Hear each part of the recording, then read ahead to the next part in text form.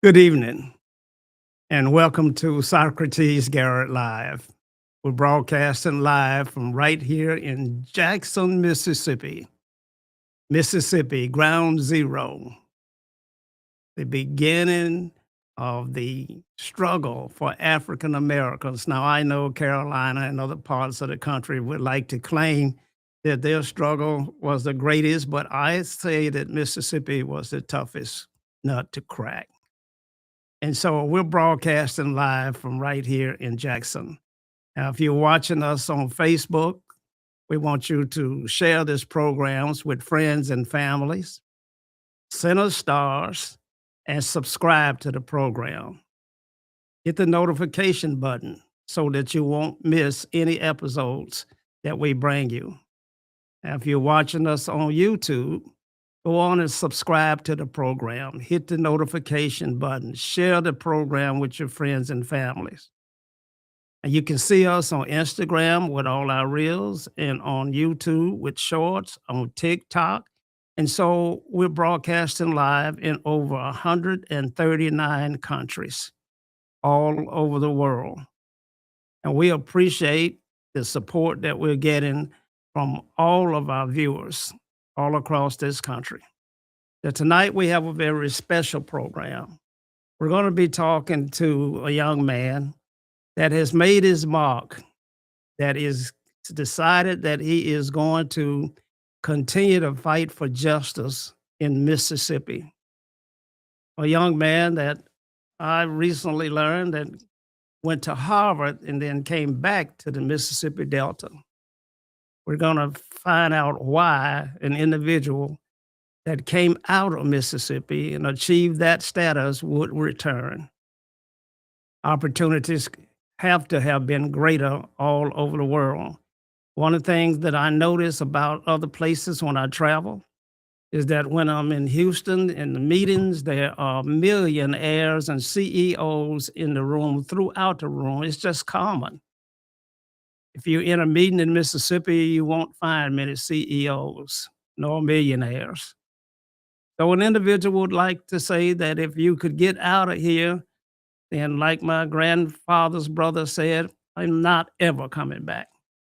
But our guest did. Welcome me and joining tonight, Julian Miller. Julian, how are you? Doing well.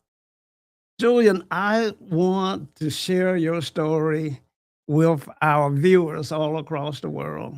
And I got a lot of questions, so you're going to have to bear with me. But first of all, I'd like to know a little bit more about you, where you were born and where you went to school and, what your hobbies are, etc. Of course, and thank you. It's such an honor to be here and I'll speak with you. Thank you for this opportunity to share my story. I'm a fifth generation Mississippian. I'm from the Mississippi Delta region. I was born in Clarksdale, Mississippi, and raised in a little town called Winstonville, Bolivar County. Total population 99. And so it's so funny you say that about leaving Mississippi. Uh, when you're raised in a very small town on the rural Mississippi Delta, you're connected to everybody. You essentially know everybody. Everybody knows you, and especially in my case, my grandmother. We had a small little country store that was really center of life in the town. It was started by my great grandmother in like 1946, and it existed for over 70 plus years. And so, you literally had a chance to meet and interact with everyone who was in town. And so, when you're so connected that way, and you're so living, and you such have a small town life, there's a sense of comfort there and a foundation there that I guess I never wanted to let go, even in my professional life. And I was fortunate. I worked really hard to make good grades because I had no other talent. So I was academically things went well, and I ended up going to my last 2 years of high school. I was educated in the Mountain Bayou, Mississippi. Mountain Bayou was probably one of the best school districts in the Delta at that time, and I had a chance to be educated there. And then I spent my last 2 years going to Mississippi School of Math and Science because I knew as a young age I wanted to go to Harvard. I had my mother, both my parents were professionals.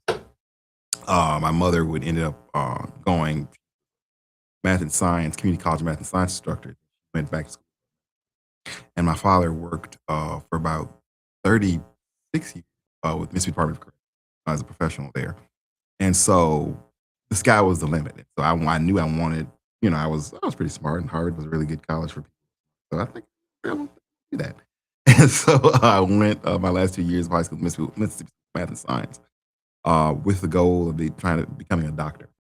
I thought that there was nothing more noble, or there was no more powerful way that God could use me than to keep someone from dying when they simply didn't have to.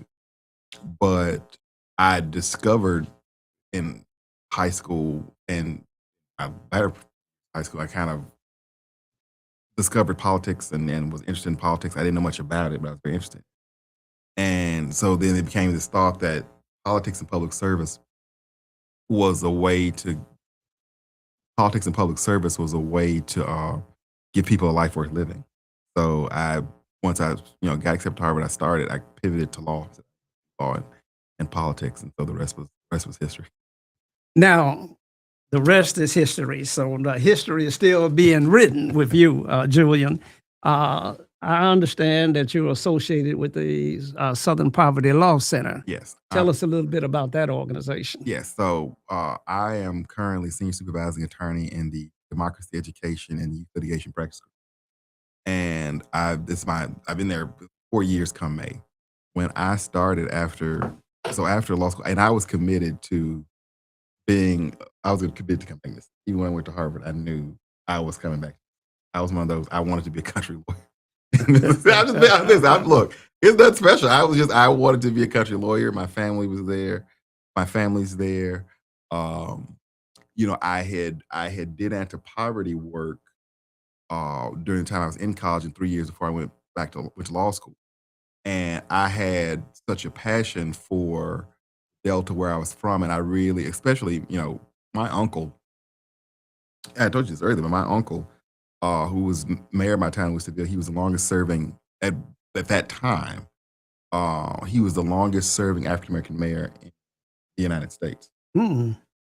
He had served, I think, from 1977 until he retired in 2008 as mayor of my town, Winstonville. So it was about 31 years, and he ended up getting diagnosed with cancer. And 2007, he ended up getting diagnosed with cancer. He retired, and he ended up getting diagnosed with cancer. He passed away that next year. And he was my mentor, and I watched him from the time he was city council then to mayor, take our town from, he got like streets paid, and he got a voting precinct down, threatened, with physical violence and getting our town to a voting precinct. Got us our first post office and, public housing. Got us the first city hall. Got us the second city hall that was built shortly before he was retired, and got, fire engines and police vehicles. All of these things. We had the first homeless shelter in Bolivar County. He was able to facilitate that. And I saw how, he sort of poured himself and in the community and really built and made such a difference in that small town and committed himself to it. And he was my mentor, and that really inspired me. And I thought that, I wanted to have that same gratification, making, my own house a home. Okay. And doing that. And so I could be anywhere, but it was like, no, I think this is what where God needed me to be, what He wanted me to be. And so I really, really made the commitment to that. I did, I worked before I went to law school, I worked 3 years in an organization called Dreyfus Health Foundation. And they were doing community projects in Delta that I had participated in, and that I was there. My job was to come in and try to work with those different projects to help them scale and figure out how do we have a broader anti-poverty vision for the Mississippi Delta. And at that time, that's when I discovered and again, I've been from Delta all my entire life, but it was such a learning experience in doing that work about all the amazing people and the amazing work they were doing around. And that's when I sort of discovered work around. There was a huge movement around building community food justice, trying to get resources for Black farmers to actually grow produce and scale and capture what is like a $1.2 billion food market in the Delta that local farmers are capturing 0.0004% of. Mhm. And so when I learned this and was like, oh, so if we're able to give Black farmers in the Delta resources and supporting technical assistance, investment in infrastructure to be able to capture that market and scale their farms as a cooperative, as these system of cooperatives, we actually can, address poverty and economic disparity in the Mississippi Delta, which is, of course, region of the state. Mhm. So I was sold, and that is work, I've been doing for 2 decades. I sort of joke I have 2 careers. I was like, I never have a job. I'm a lawyer by trade, a civil rights lawyer by trade.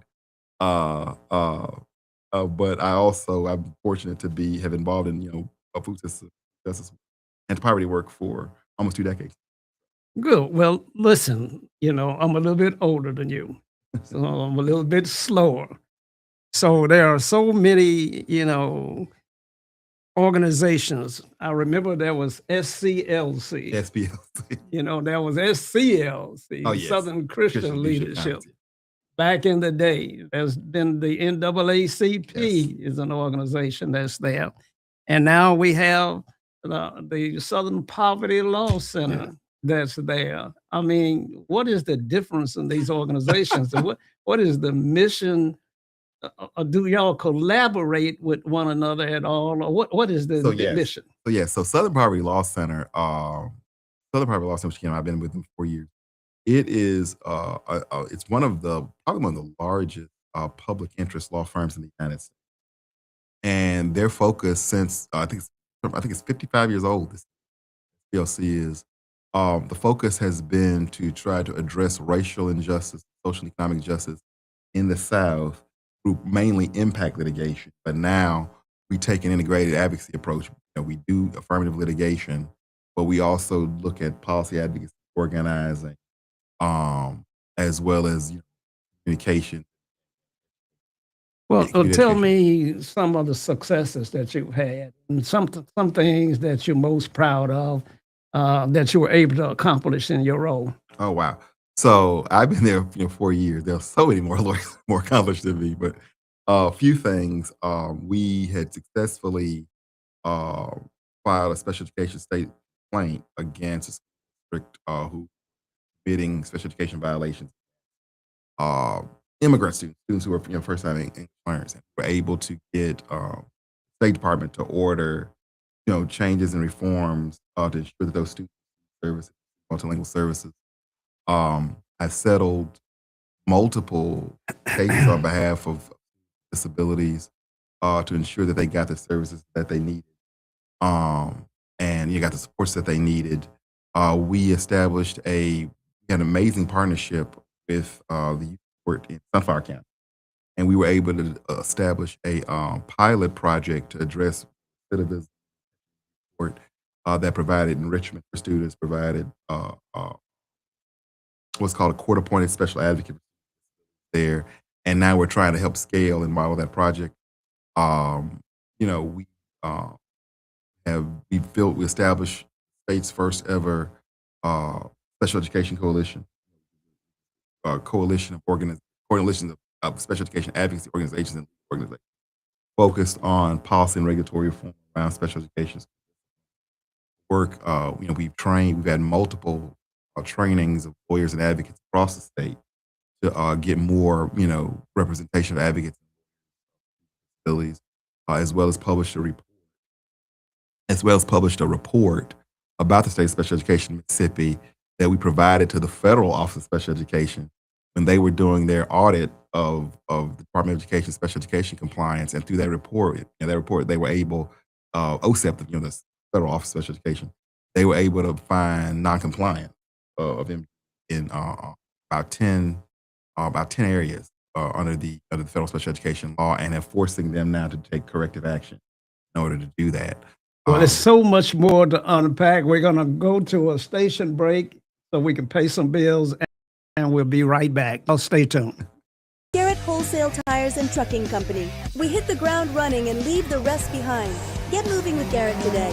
At Garrett Tire and Truck Company, we carry the top tire brands in the industry. Truck tires, commercial tires, passenger tires, all at wholesale prices. Whether you run one vehicle or an entire fleet, We keep you rolling longer with durability, performance, and unbeatable value. Why pay retail when you can buy wholesale? Garrett Wholesale Tires and Trucking Company. Top brands, wholesale prices, built for the road.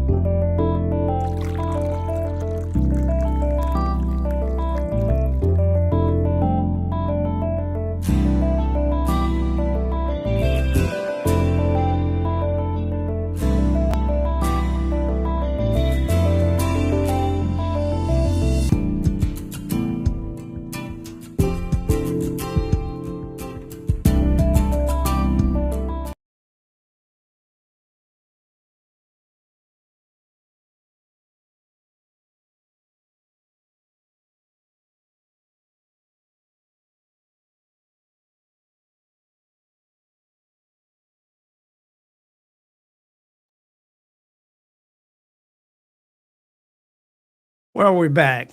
We're having a conversation with Julian Miller, and it's an enjoyable conversation for us to have. Apparently, we're having a little technical difficulty here, so I'll check with the engineer and see if we have everything worked out. Okay. Garrett Wholesale Tires and Trucking Company. We hit the ground running and leave the rest behind. Get moving with Garrett today. At Garrett Tire and Truck Company, we carry the top tire brands in the industry. Truck tires, commercial tires, passenger tires, all at wholesale prices. Whether you run one vehicle or an entire fleet, we keep you rolling longer with durability, performance, and unbeatable value. Why pay retail when you can buy wholesale? Garrett Wholesale Tires and Trucking Company. And we're back. Apologize for the technical difficulties, but we're back and we're having a great conversation with Julian Miller. Now, Julian is a young African American that decided to come back to Mississippi. I mean, having gone to Harvard Law School, decided that he wanted to come home and make a difference. And so he's working now with the Southern Poverty Law Center. And we're having some conversations about these various organizations and what they do and their roles are. And you were beginning to tell us Southern Poverty Law Center, but I wanted to know how you interact with NAACP and organizations like that. So so a lot of what happens is NAACP, so it's funny you say that. They're actually an organizational plaintiff. And a lot of the challenges we make in these cases, they would act as an organizational plaintiff. And oddly enough, they're going to be an organizational plaintiff in a case that I've now stepped into against the state of Mississippi, as far as I'm sure you're well aware of there were funds, COVID funds, ARPA funds that were designated for the city of Jackson to address the water crisis. And there's been, the legislature, they passed legislation that required matching funds and create these requirements for funds before they can be allocated to address those issues before they expire. And so we, SPLC, through our Economic Justice Practice Group, filed a case to challenge this in federal court. And, I've now stepped in, I'm a former counsel sort of to address that. So, but as an organizational plaintiff, as a community partner, and sort of helping to identify these issues and working hand in hand, because our missions are the same. Of course, our focus, of course, is legal and policy advocacy. So the president of the NAACP, I believe, is from Mississippi. Yes. Eric Johnson. Yes. Or do you ever get a chance to talk with him? I do. I think the last time I did talk to him. Yes, I do. Okay. Well, great. I also understand from Chris Young that you're affiliated with Reuben Anderson. Now, I can tell you that Reuben is a friend of mine. We play golf together on occasions. I haven't played in a while, but I look forward to playing again. He is a gentleman that has some pathways. He's got some things done that many could never get done in this state.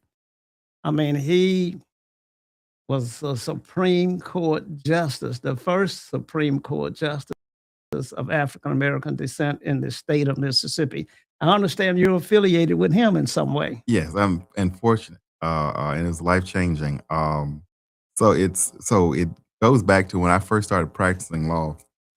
I was at Bolt Snow, and it was my first year of law practice. And at that time, I got on a case with representing Mississippi Department of involving state testing, like a state testing.